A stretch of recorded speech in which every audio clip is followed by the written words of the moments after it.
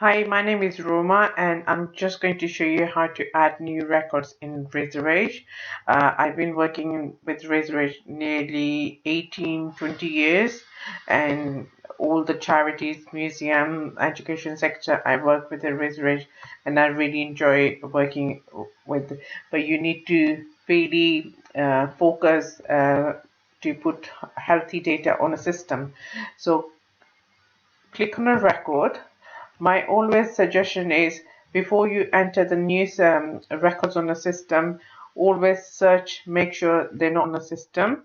So if they're not, then you add new individual or new organization. So click on a new individual. Where is the colored screen? That means they are compulsory fields, and I try to do set up compulsory fields, basic, all most of them, so users can add at least minimum data. So that encourage users, because they won't be able to save the records. So surname, then you type Smith or whatever name is, and John, and title Mr. Gender is a male. This is a mainly sometimes users leave as a unknown. It can be quite useful because you can analyze your database male females for legacy purposes or for various projects. Then you do address line 1,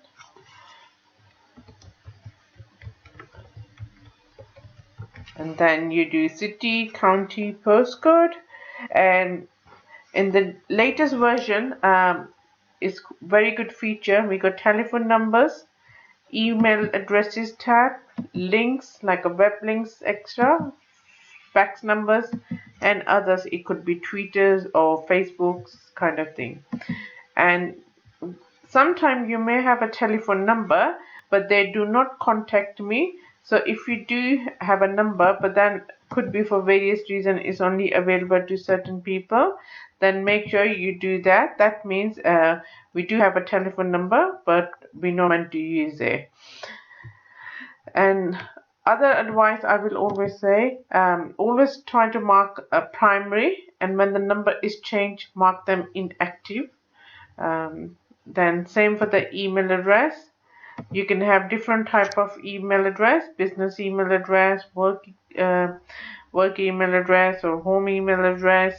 And then email address, and then if it's a primary email address, because sometimes user supporter may have a more than one email address, but we need to know which one is the primary. So make sure when we do send the newsletters out or any communication, it goes to the right email address. So that's basic bio 1. And then bio 2, we got target field. In my experience, we modify the target field name, and we try to capture where the original name came from. So it could be like online, or is it suggested by directors or board of trustees. So you can do some kind of analyze where the original and information came from. Then this is biotry is very important, where you tag your supporters.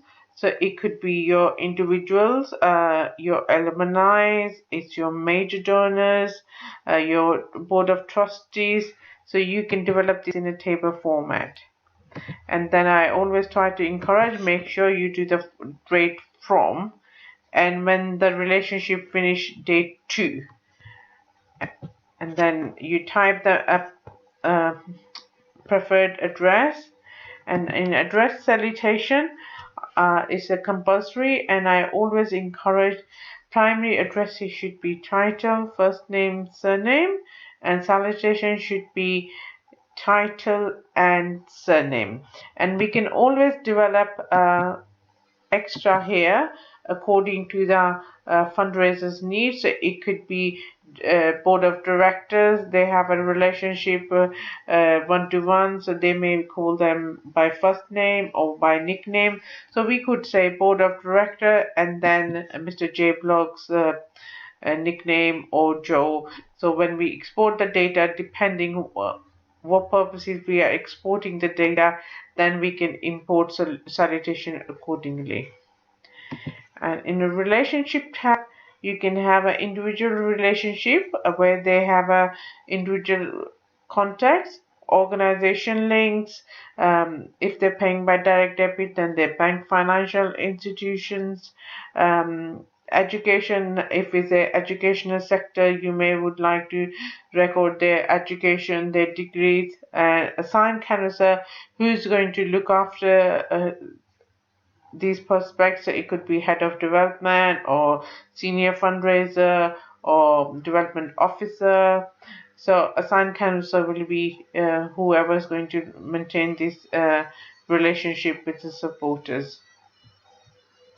And then appeal tab, it mostly is used where you do the bulk mailing to the supporters, where then we can tag these supporters who received the mailing and who has responded with the gifts. So that can be quite good exercise to analyze our data. Any research, I always encourage you have in a notes tab. It could be their wealth, it could be their short biography, it could be their full biography, that kind of things. And gift would be very easy to keep track of their donation histories. And attribute can be useful because you tag them. For example, if it's an individual donor or individual prospect, then you can have a table format, what kind of individual they are. It could be like patron, it could be alumni, it could be major donor.